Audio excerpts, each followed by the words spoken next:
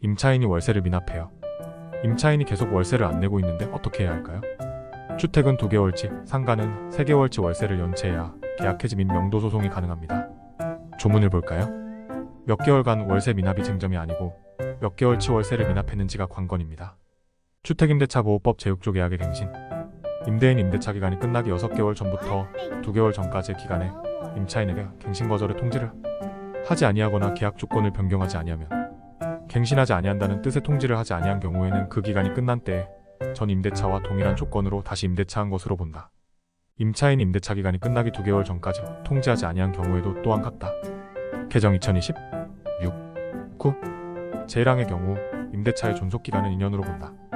개정 2009 5 8 일개 차임에게 달하도록 연체하거나 그 밖의 임차인으로서의 의무를 현저히 위반한 임차인에 대하여는 제1항을 적용하지 아니한다. 상가의 경우에는 법조문이 어떻게 되어 있을까? 상가건물 임대차보호법 제10조의 8차임 연체와 해지. 임차인의 차임 연체액이 3개 차임액에 달하는 때에는 임대인은 계약을 해지할 수 있다. 주임법과 상임법의 조문들을 근거로 임대인은 내용 증명으로 계약 해지 의사 표시를 할 수 있습니다. 보증금이 많이 남아있는데 걱정할 필요 있을까요? 임대인에 따라서는 보증금이 충분하니 굳이 지금 소송까지 해야 할 필요가 있을까 생각할 수도 있습니다. 그런데 밀린 월세가 보증금을 초과했을 때까지 기다렸다가 명도 소송을 진행한다면 이미 늦습니다. 이미 소송기간만큼 월세 손해, 실제 집행할 때 집행비용이 더 발생할 수 있기 때문입니다. 그럼 소송을 해봐야 할까요? 절차는 어떻게 되나요? 임차인에 대해 계약 해지의 의사표시를 내용 증명을 통해 먼저 발송해두는 것이 좋습니다. 임차인과 연락이 닿은 경우라면 괜찮겠지만 피하는 경우 내용 증명 제도를 활용해보세요. 해지가 안 되었다면 계약이 유지되고 있다고 판단될 수도 있으니까요. 이후 변호사와의 상담을 통해 구체적인 절차를 상담해보세요. 명도소송의 핵심. 명도소송은 속도전입니다. 명도소송을 해야 하겠다고 마음먹었을 때는 이미 임대인에게 월세 상당히 많은 손해가 계속 발생하고 있다고 보일 때가 많은데요. 실제 명도소송에 대한 판결을 받고 해당 집행문을 가지고 강제 집행을 하려 할 때까지 최소 6개월가량의 기간이 소요되기 때문입니다. 따라서 해지에 대한 의사표시도 주요하겠지만 사전 조치로 임차인의 점유자 변경에 대비한 점유이전금지 가처분도 중요합니다. 일단 점유자의 변경이 있을지 대비하세요. 명도소송은 명도소송 도중에 발생할 수 있는 점유자의 변동에도 대비해야 하는데 이때 본안소송 이전에 부동산 점유이전 가처분을 해둬야 할 수도 있습니다. 명도소송 본안에서 승소는 했으나 실제 강제 집행 시 원래의 임차인이 아닌 제3자 점유가 발생 시 정말 낭패입니다. 제3자를 상대로 다시 소송을 해야 할 수도 있기 때문이죠.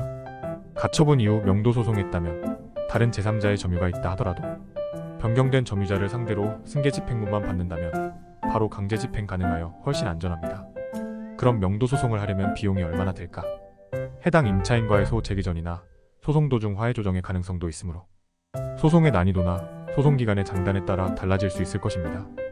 보통 주거용의 경우, 서울, 수도권의 경우 착수금 300만 원 부가세 별도히 들며 가처분도 같이 하는 경우 비용이 추가될 것이며 지방의 경우 착수금과 더불어 1회 출석당 1,525만 원의 출장비가 있습니다.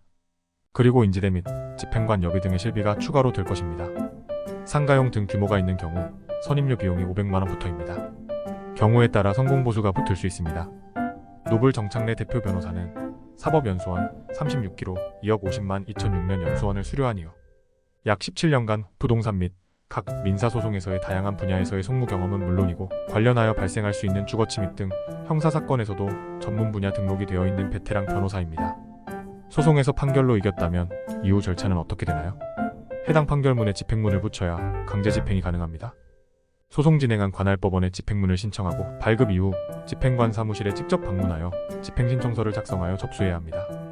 실제 집행 당시까지도 임차인이 명도해주지 않는 경우 집행관 및 증인 2명, 열쇠고, 보관업체 직원분들 등등 같이 문을 따고 들어가는 것입니다.